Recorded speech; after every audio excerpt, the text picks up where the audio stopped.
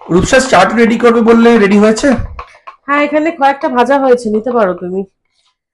ও wow, এটা কি বানাচ্ছ তুমি?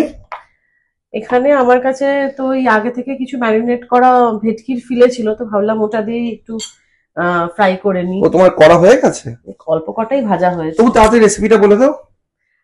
ঠিক আছে, খুবই সিম্পল। মানে দেখো, এখানে আমার কাছে ভেটকির ফিলে ছিল বাড়িতে, তো আমি এটা আগে থেকেই একটু আদা, পেঁয়াজ, রসুন, গোলমরিচ, ডিম, নুন এগুলো দিয়ে সব ম্যারিনেট করে রেখে দিয়েছিলাম। এখন আমি এটার মধ্যে অ্যাড করলাম হচ্ছে একটু মাখন গলিয়ে নিয়ে এর মধ্যে অ্যাড করে দিয়েছি এটা। আর একটা ব্যাটার রেডি করেছি, দেখো এর মধ্যে দিয়েছি হচ্ছে ময়দা, একটু নুন, আর আমার কাছে বেকিং সোডা ছিল, অল্প একটু বেকিং সোডা এর মধ্যে দিয়ে দিয়েছি। যে তেল গরমই আছে,